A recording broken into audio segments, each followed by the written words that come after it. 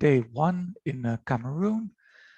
He's currently on secondment at the Higher Teaching Training College of Pertua in east of Cameroon, where he serves as the head of department of the Cameroonian languages and cultures. Prior to taking this position in 2018, he served as senior lecturer of languages and cultures at the Higher Teaching College of the University of Yaoundé 1. Between 2014 and 2018, he was manager of the Archive of Language and Oral Resources of Africa, hosted by the International Center for Research and Documentation on African Tradition and Languages. His current research is centered around rethinking linguistics from an African perspective and digital humanities. And he's really about to host the first edition of the Institute of Digital Humanities French Africa, which is scheduled for the March 21 to 26. So that's really in a few days in Yaoundé, Cameroon. He's affiliated with various research institutes and associations, and he's also a member of a whole range of committees, such as the Governance Committee of the Endangered Languages Project, the Governance Committee of Humanistica, the GoDH Executive Committee, Editorial Board of the International Journal of Arts and Humanities Computing, and he's also guest editor for a special issue on This Is Where You'll Find Me, the current state of digital humanities in Africa. So he's very busy, and I'm very happy that we can have him here. So almost directly in front of the event he's organizing. I'll stop my share now, and then Emmanuel, please, the floor is yours. Thank you, Meno. Thank you, everyone, for attending this presentation. Maybe I should start sharing my screen right away. Let me do it. Okay. Can you see it?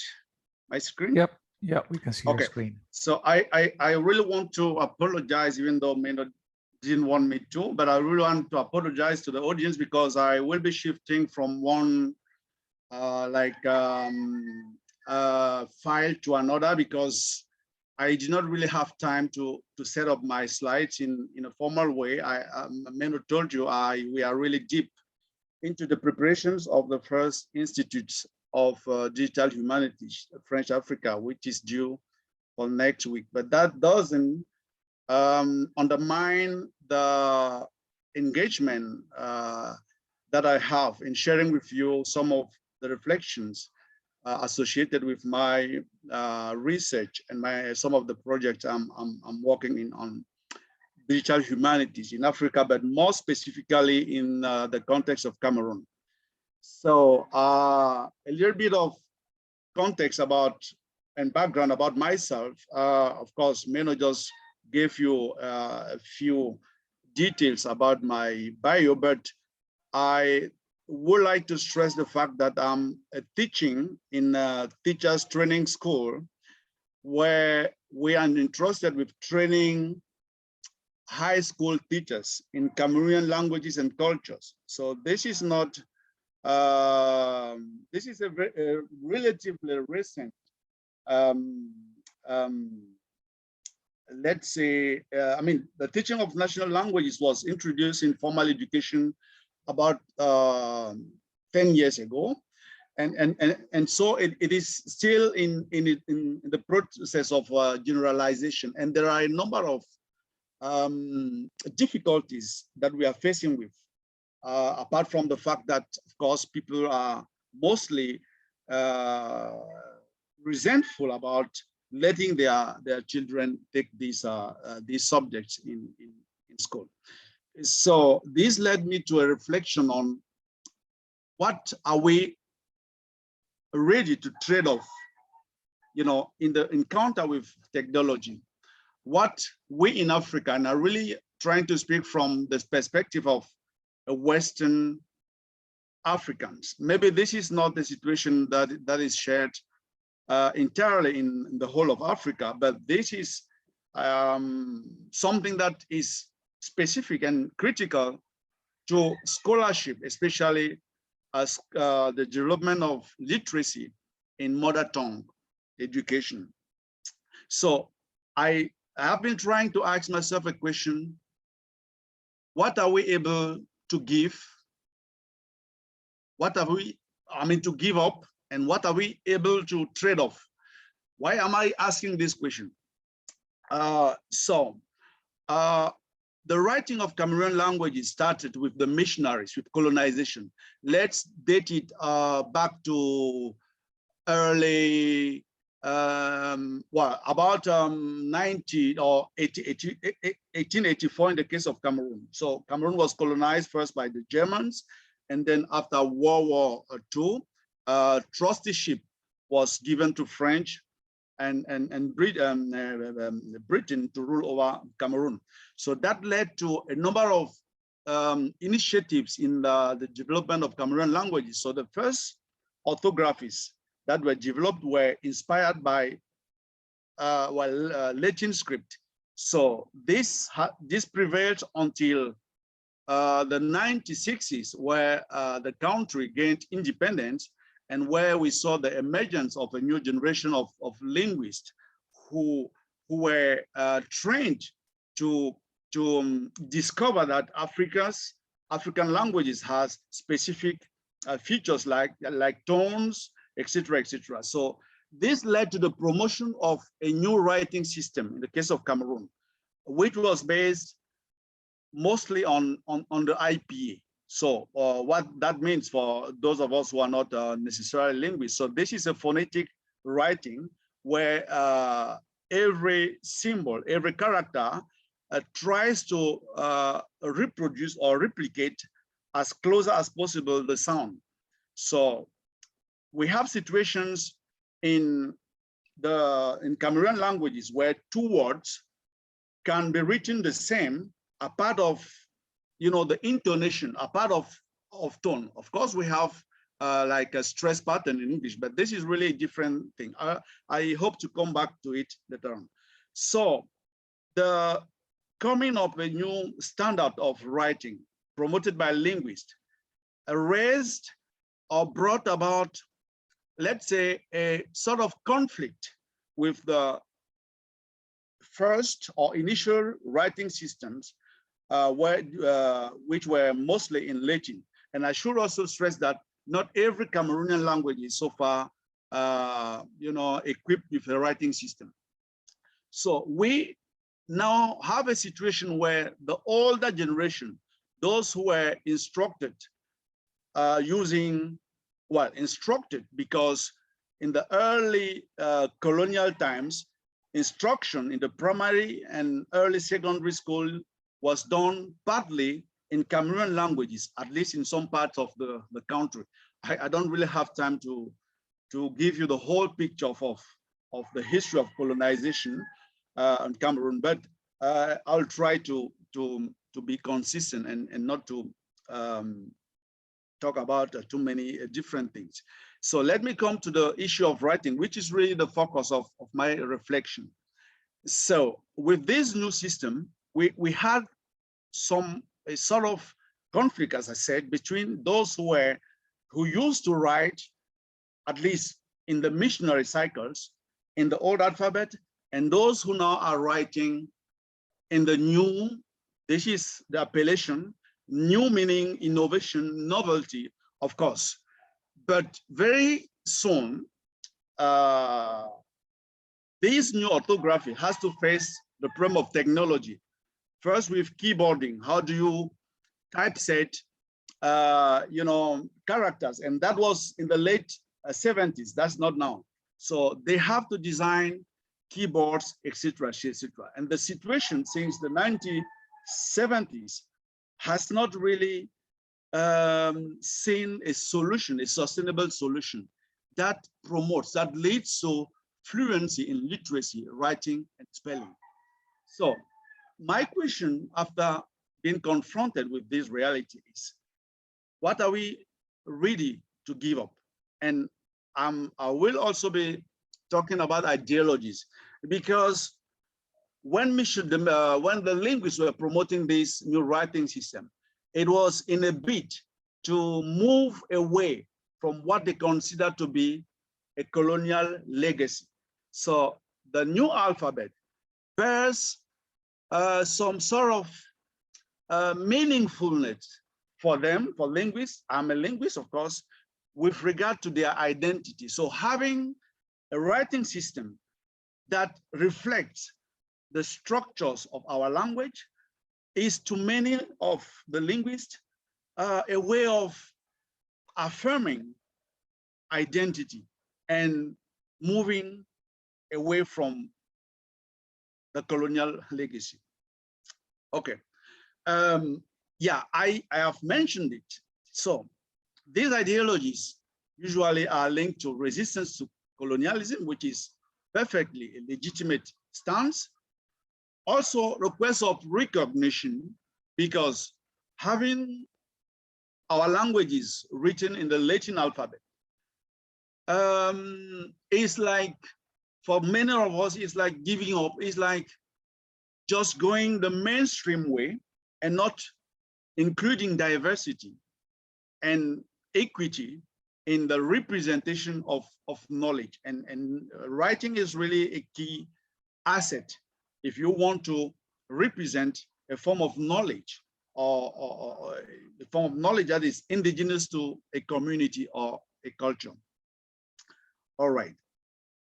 But then, can we afford our ideologies? This is a question. Of course, politically, we would like to go by our ideologies. We would like to stick to them. Now, the question is, since the 1970s until today, the writing system promoted by linguists has not produced a reasonable amount of literature that can really lift Cameroon languages into the market of knowledge. So put differently, most of the Cameroon languages still are not represented in the digital space, for example. And one reason is that representation of the characters, of the symbols that this writing system use, demands a certain degree of adaptability so that they can show up. Of course, we have Unicode. Unicode, for some of you who are not familiar with this, is a standard, international standard for representing characters in any script. Now, the problem, I will come back to it, is that some of the standards of Unicode do not account for the perspective of writing in the Cameroon languages. So my question again is, can we afford the pressure of the technology behemoths who dictate technology? Are we going to wait for the time where we are able to design everything that fits our perspective? I'm not very optimistic about these stance. And coupled with the divide, the technological divide, we have the lack of engagement from within, from our societies, from our government, from our institutions. Just to give you a little bit of context, we are still struggling to have keyboards in many African languages, even though there is an African body, the African Academy of Languages, that is in charge specifically of addressing these technical issues. So how are we, to what extent can we afford our ideologies? That's a question I've been asking. This is not a blame on my colleagues, the other linguists who stick to these ideologies. My question is it helpful? Where does it lead us? And of course, we still are suffering, and I really use the term suffering intentionally, the burden of colonial scholarship. The question again is, we in Africa, especially in West Africa, what does scholarship mean to us? What does being a professor mean?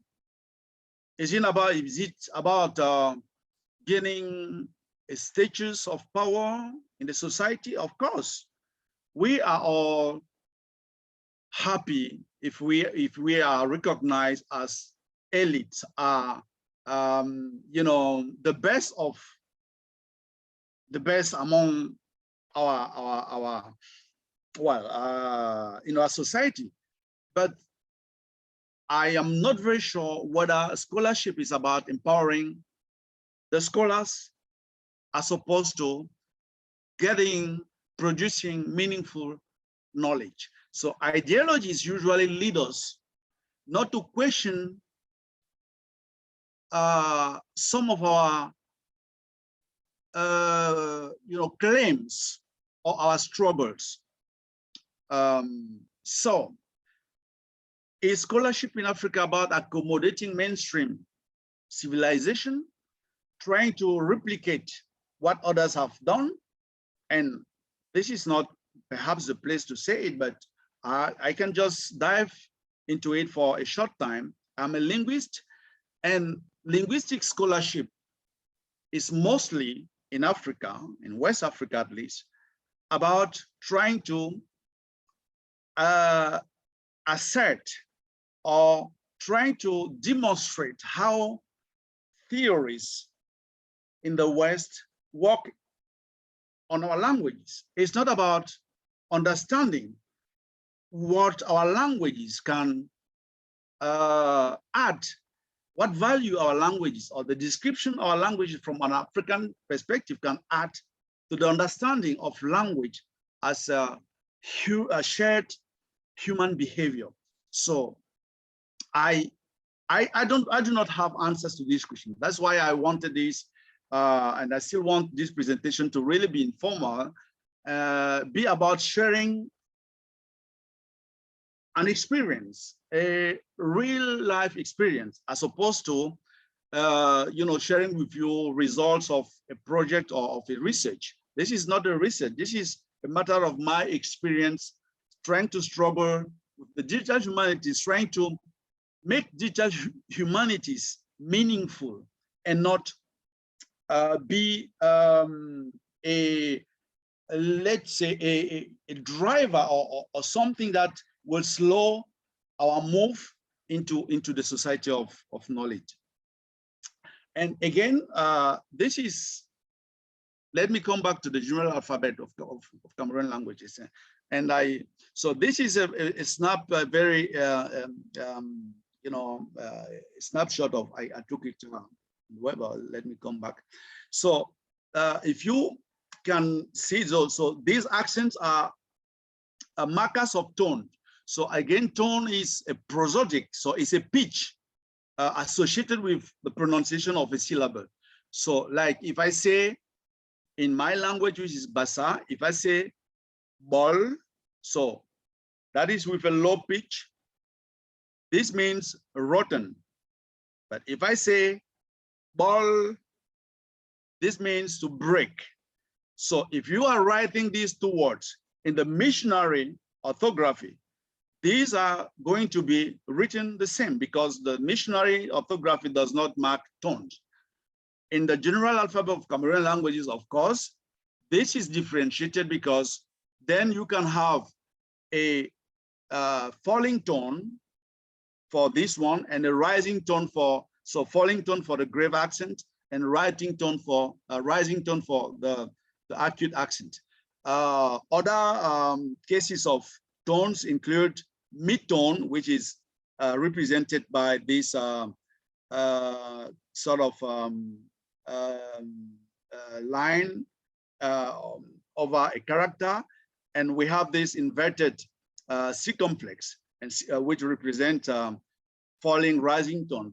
So you see, these are really very interesting moves by linguists to try to reflect the specificities of African languages. But this is done at the expense of fluency. First, and as a teacher, I can testify to that, to the fact that tone is really difficult to master. Most of our teachers graduate without being fluent in the writing, transcription, and reading of tones. So what more of their students, and what more of the layman? That's the question. We linguists, this is our job, of course. If it comes to sharing our scholarly works, that's perfect. We can write in the phonetic model. But if we want our works, if we want our productions, if we want the literature that we produce to be meaningful to society, we need to have something that is more affordable to many. And excuse me, my presentation is not really structured, but this is the essence of an informal presentation, I think.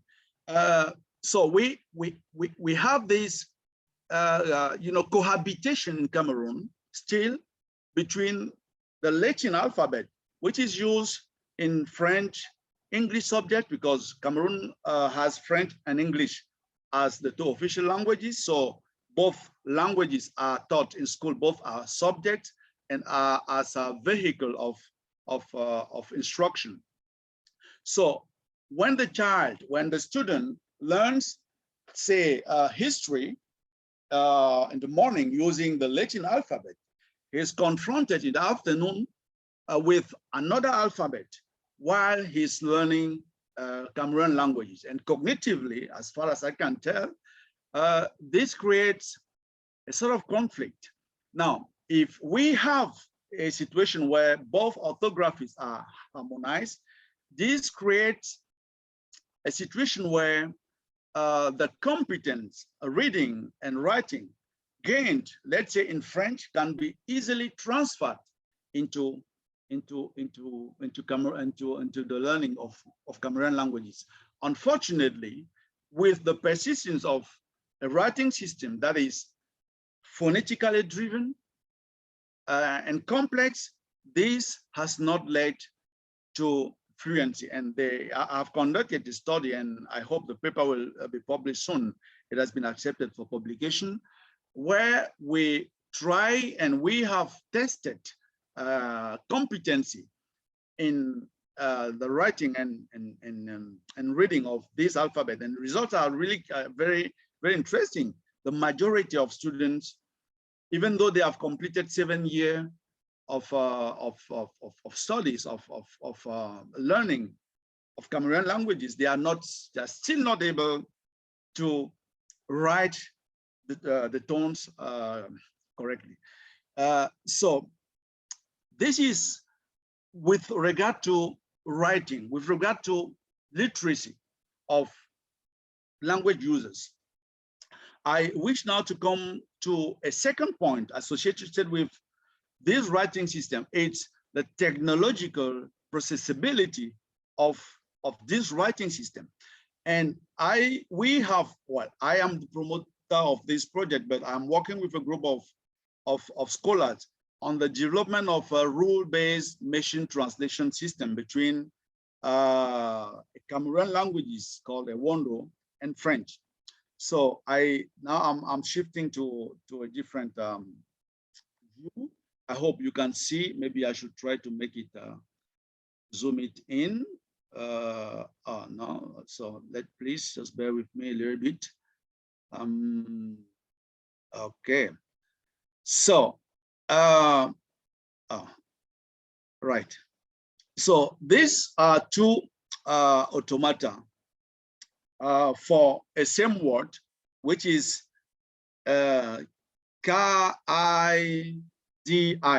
Kidi, which means morning in the Ewondo language. So again, we are developing a rule-based machine translation using Apessium.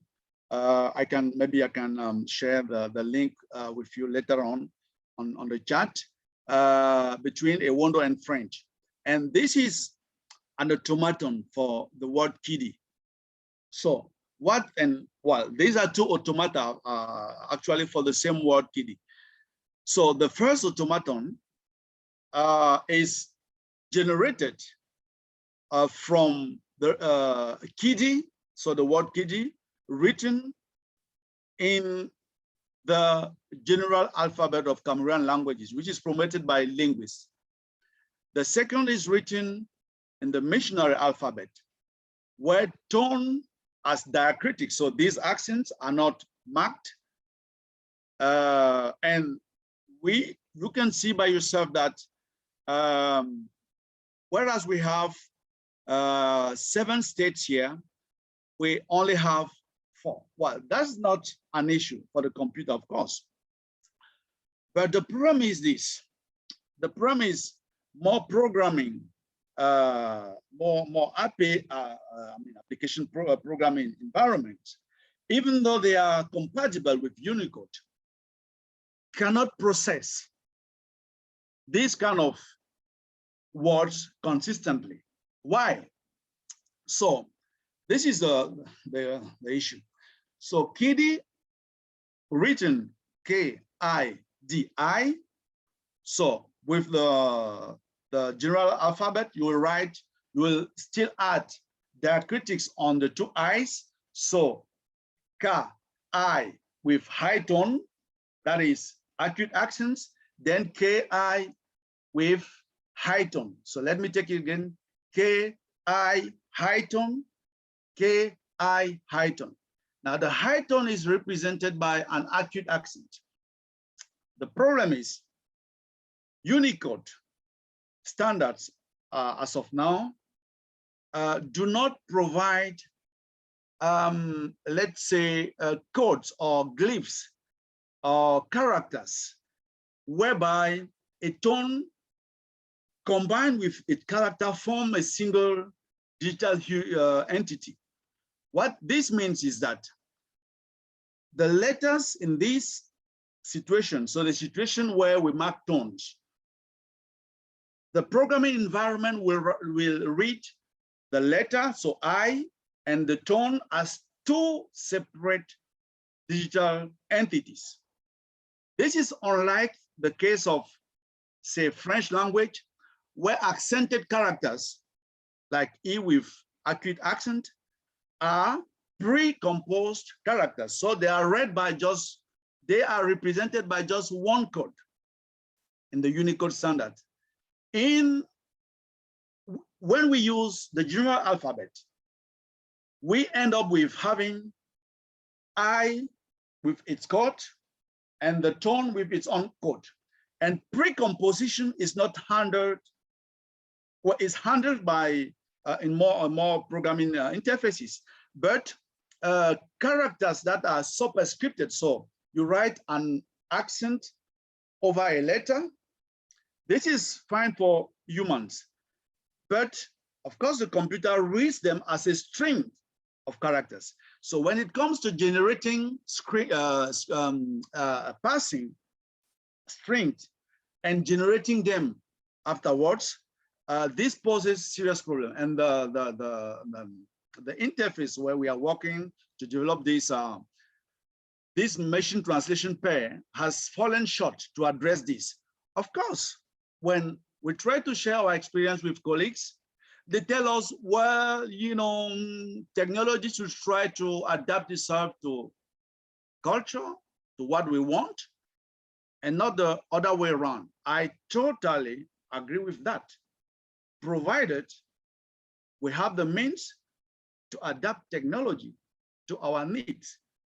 And the reality is that most of the languages of Africa, with only a few thousand, even sometimes less speakers, do not have the resources to get technology to adapt to themselves. Now, common sense, I think, would commend that we try to find a compromise between our ideologies and the trending of technology. But I have a hard time convincing. So this other This is a spell relax. I think I don't have to dwell on that very more. I just want to show you, just by way of illustration, an example of how a text written in the general alphabet, so the alphabet promoted by linguists, look like. So let me try to zoom it again. So if you see, you can see that there are, you know, many accents, many diacritics in this.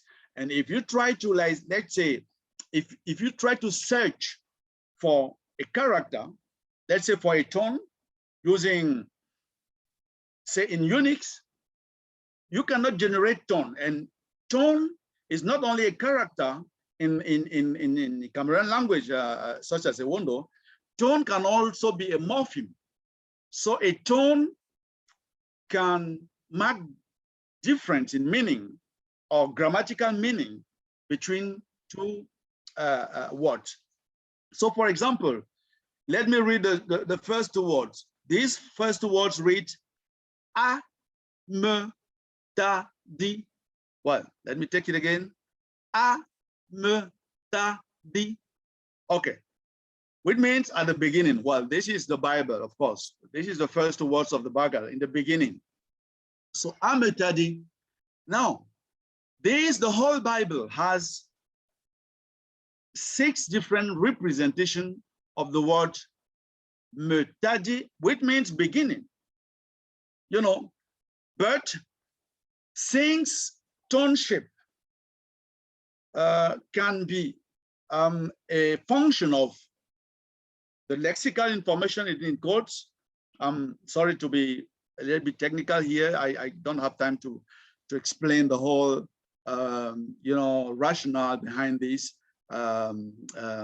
technicalities. But tone shape. So the fact that metadi can be pronounced metadi or metadi can all just be the fact that it is standing in front or after a word that has a different pronunciation.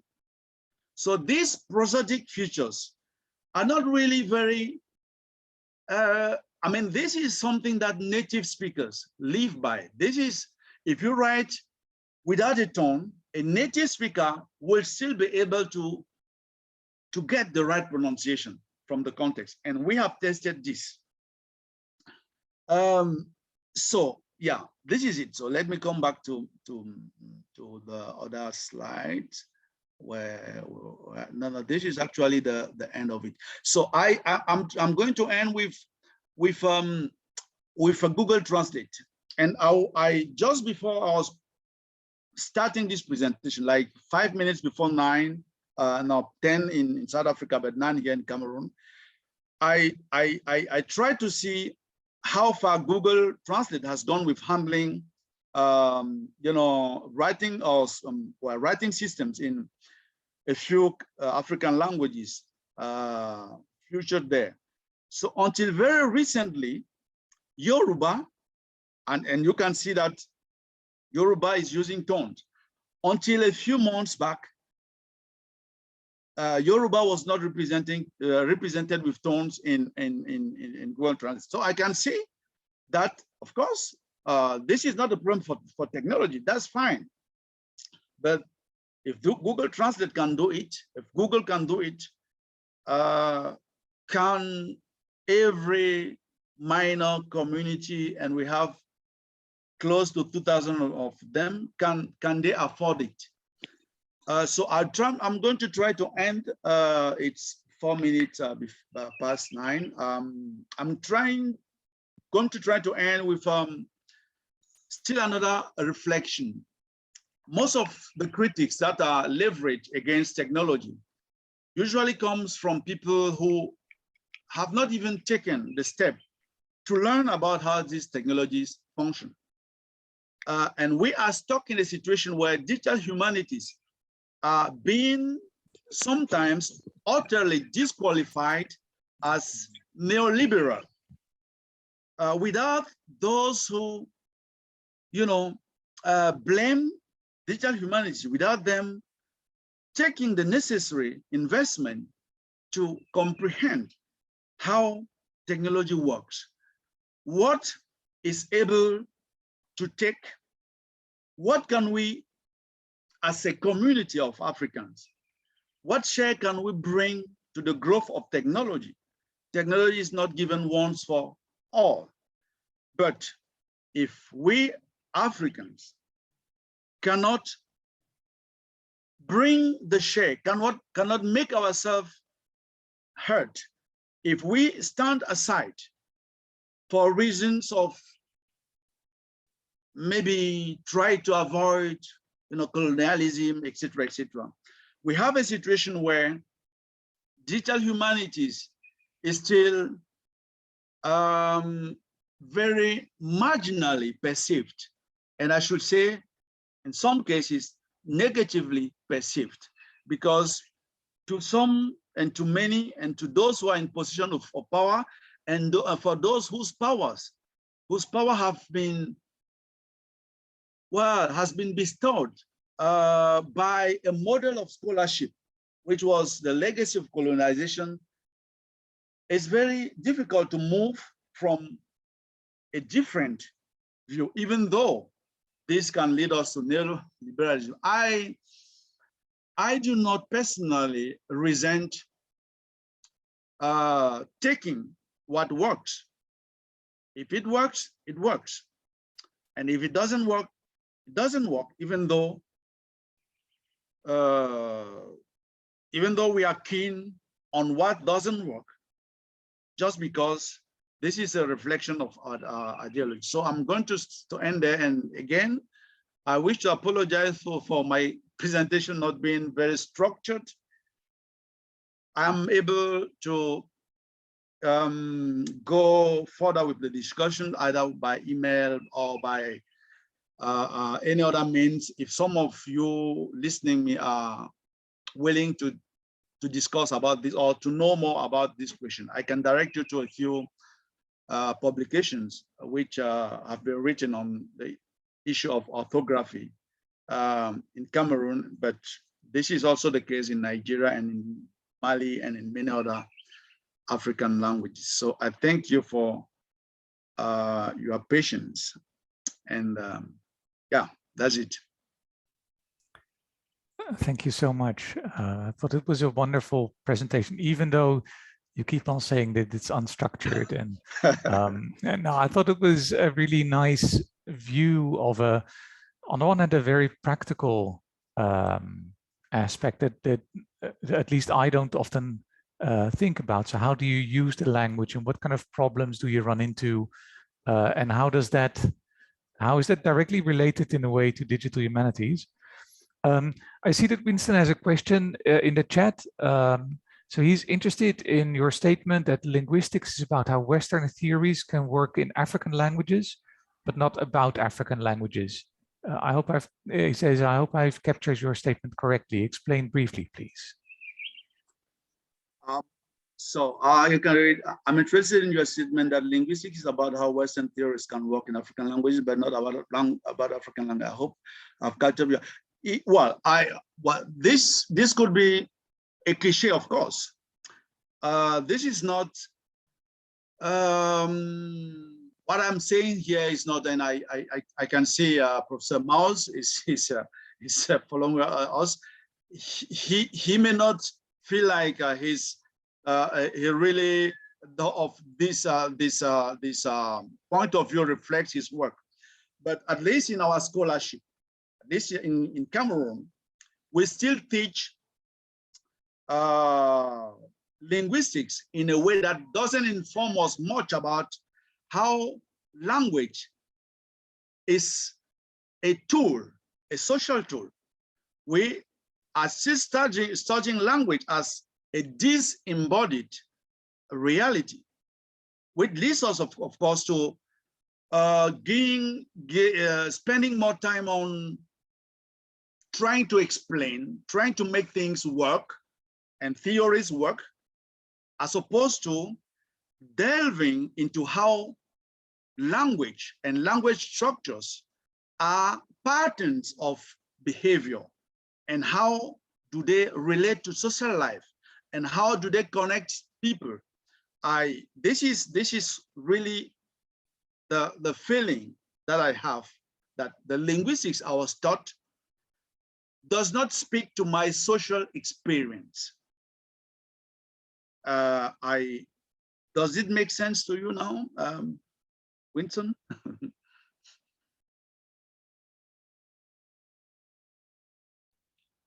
I don't see a reply from Winston. Yeah, you can also open your mic. I think we're with a friendly group of people here. So if you have questions, you can also just raise your hand and ask questions.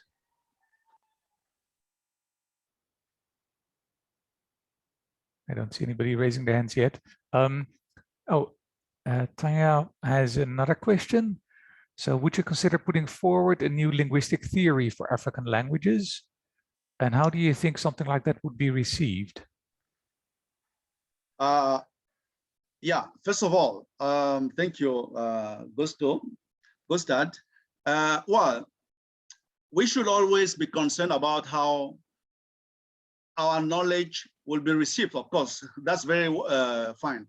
But I'm afraid most of the time we pay too much attention on how the knowledge we Africans produce will going to be received, as opposed to just telling, well, I really use the word telling, just trying to reflect that knowledge. So yes, I would, and I'm currently working on an African perspective to studying the social, the reality of the language reality of Africa, that I call social linguistics. So I am currently working on a book project, which I hope will be finished in approximately 1 year time, where I hope to be able to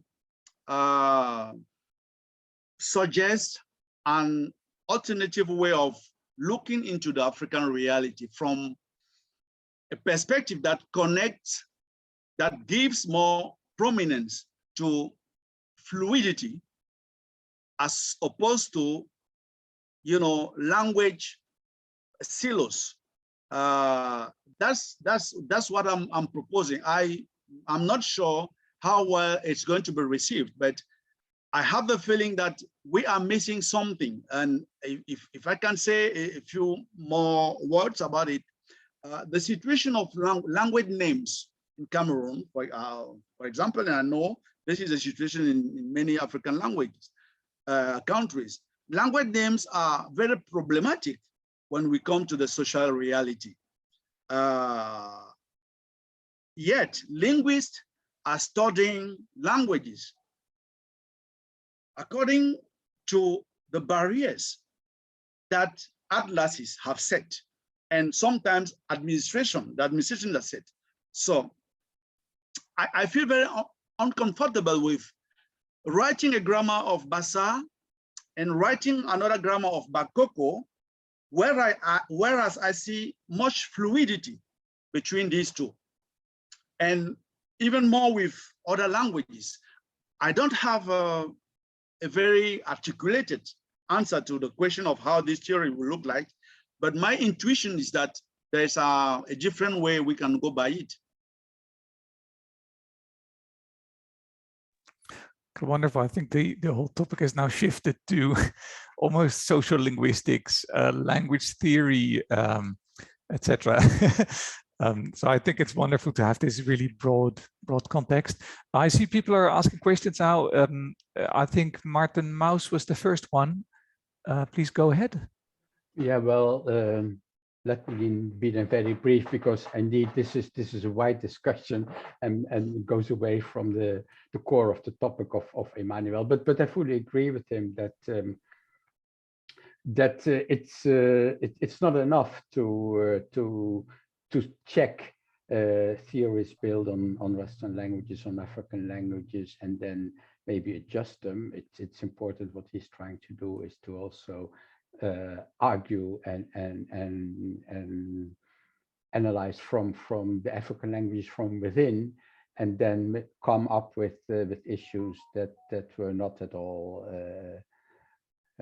taken up in general linguistics. So I I think that is important, and it is actually also already in the core of the problem that Emmanuel showed us, is that with the tone marking, it's really there. I mean, if digital humanities had been developed from Africa, we would have thought much more about the issue of tone.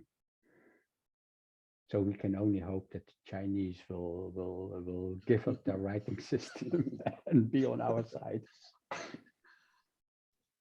Thank you, Martin. Thank you.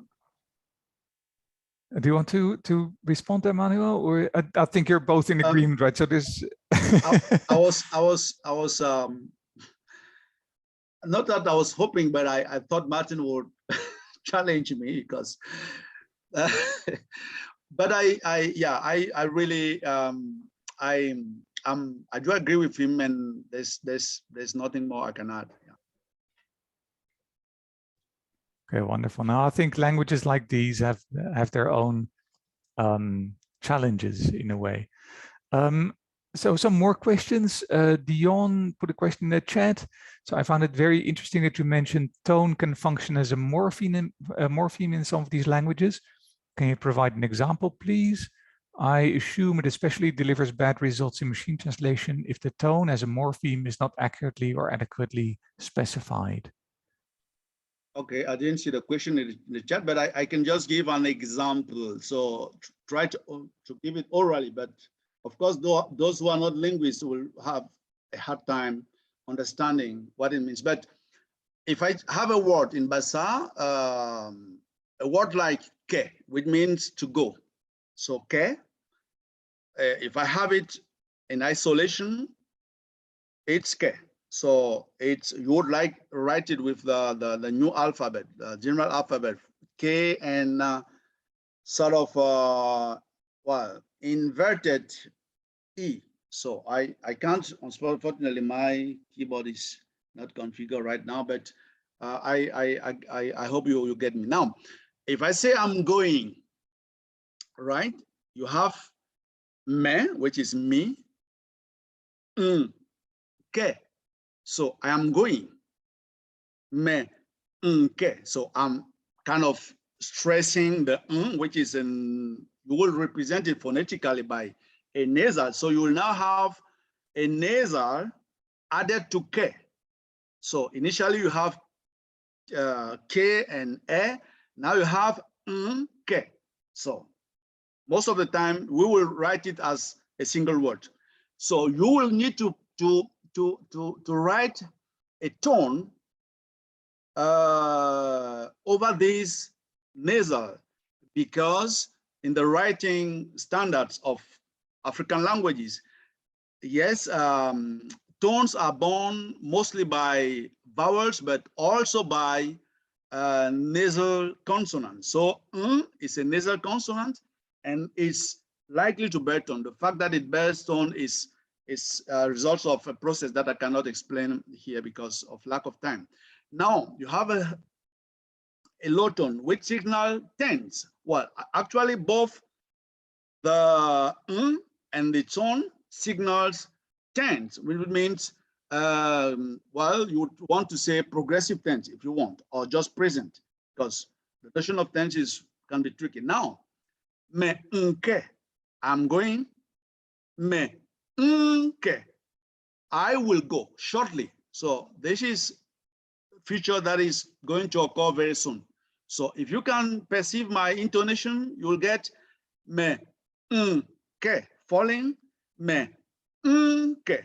So these two tone patterns clearly differentiate between a tense that is ongoing and a tense that is future. So that is why I say tone can be a marker of grammatical information, but also of lexical information, as I just gave the case of ball. There we don't have grammar. We are at the level of the lexicon. Ball, so falling, and ball, rising. Ball, rotten or rot, and ball, break. I'm sorry that I can only say it orally, but if you need some sort of illustration or written examples, I can provide it to you. Here is my email. .com. But any linguist present here would be able to tell you. If you are not a linguist, I guess you are a linguist. Thank you. Okay, wonderful. So I'm not sure if I would call myself a linguist, but I could follow your explanation. So that's that's wonderful. There are a few more questions. Benson actually has two questions, and I'll quickly put them together because they're kind of related. So he says, thanks for a nice overview. Have any Cameroonian languages used the Arabic alphabet? And the other question is kind of related to that. I think it's related to that.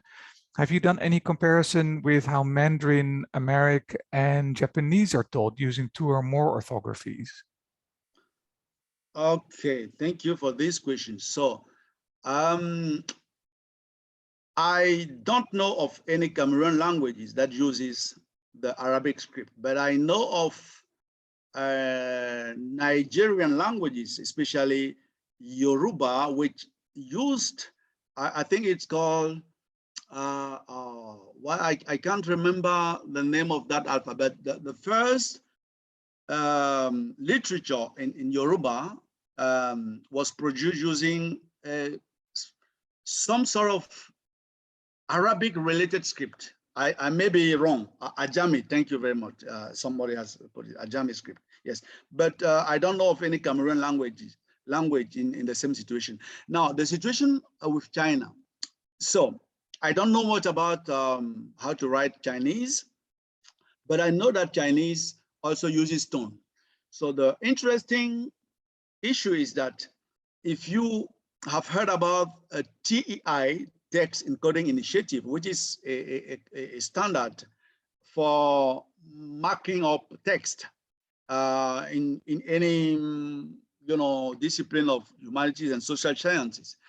The interesting thing is that if you read through the TEI, so text encoding initiative guidelines, which is really exhaustive, it addresses many aspects of humanist scholarships, manuscripts, everything that you can think of that a digital humanist will be concerned with. But the question of tone is still lacking in this guideline. So if you want to mark up tone, like using XML in the TEI standards, you will literally have to invent it. So, but there are initiatives. I was contacted recently by a lady from Austria, Graz University, who is part of the team that aims to address or at least try to reflect the issue of tone representation in the TEI guide. And they were contacting me because they were considering, or they are considering, looking across Africa and Chinese, African languages, tone languages and Chinese, to see how we can come up with a shared standard of tone representation that will address both tone reality in African languages and in Chinese. So this is what I can say about it. I don't know much about Chinese. Okay, thank you so much. I see that we're kind of running out of time, but there are still a few questions there. So Franklin says, I'm of the opinion that African should be driving technologies for African languages, and also that there is a necessity for political will to ensure integration of technology for African languages. Totally agree with you. Totally agree. And I see there's another question there. So if we still have a bit of time, Franklin also says, I worked on automatic diacritic restoration for Yoruba text. Can diacritics restoration be an option? Yes, very quickly, yes. But even more accommodating option will just be to leave the choice. So to have the option of generating in situations where there are competing scripts, have the possibility of generating a script that fits the user's need. That will be really good, according to me at least. Okay, wonderful. So I realize we're now just a little bit past 11. I do realize that some people have other appointments. But for those who don't, I'm not sure if there's still any more questions. I actually had one question that's completely unrelated to the direction that we've now gone into. It can be a quick question. So I was really wondering about that idea of a new writing system. Is that really, so was the idea of doing that to try to decolonize, so get rid of the writing system? And then, so if that was the case, then why use something IPA related, which again is in a way a colonizing or colonized aspect? Why not come up with something completely different?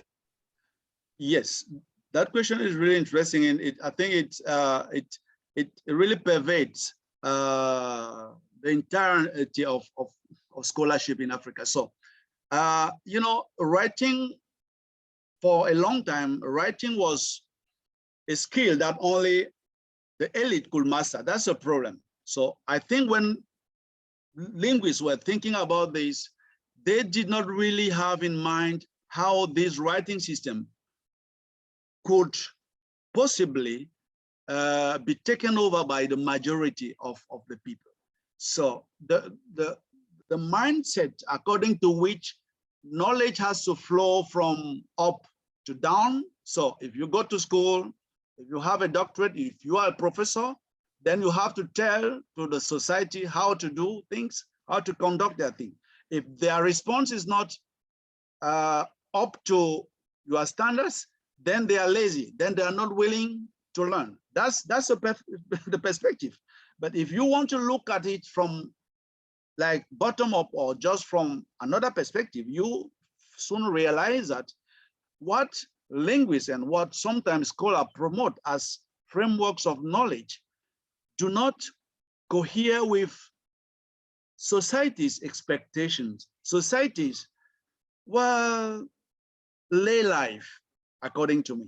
So I don't know whether I've answered your question, but to me, that's really where the issue lies. Nice. Yeah, no, I completely understand. It's just difficult to find the right level of, and that's essentially your question, right? So what is it we want to essentially get rid of, and how much will that cost us? What kind of effect will that have in how we can handle the languages? Yeah. I'm not sure if there's, oh, Friedel has another question. He says, Go is a writing script developed in the 20th century for the Manding languages. The affected speakers, unfortunately, are permanently affected by the same tricky balancing act, as technology support is really limited for it. Yeah. So I'm not sure if that's a good thing. Yeah, exactly. And this is why I think we need more engagement from Africans into technology. I'm not sure that going into technology makes one a better sociology, I mean, a worse sociologist, a worse historian, a worse linguist. Speaking for myself, I can testify to the fact that diving into technology has made me a better linguist, even though some blame me for not doing, you know, core linguistics anymore, but at least, well, very tricky indeed. Yeah, no, I fully agree. Okay, I don't see any additional questions, and we're kind of running over time as well. But I would like to thank you again, Emmanuel, for this wonderful talk. Even though you kept on saying that it was not well prepared and well structured, I really thought it was really interesting and provides really interesting insights in how we need to think about language and how we use language in Africa. I think that's wonderful. You focused, of course, on the Cameroonian languages, but I think a lot of these aspects hold for a whole range of other languages in Africa as well. So it's very generic in a way, a generic problem that needs to be handled. I do see there's a quick question there. Can we have a recording of the presentation? We are recording this and we will make it available on the Cellular website together with the other presentations in the DH Colloquium series. So yeah, I have to wait for a few days and then we'll get that up there. Okay, I think it's time to stop here. But again, thank you very much, Emmanuel. I really enjoyed it. Thank you, Menno, for inviting me, and thank you all for attending. Wonderful, thanks. Bye-bye.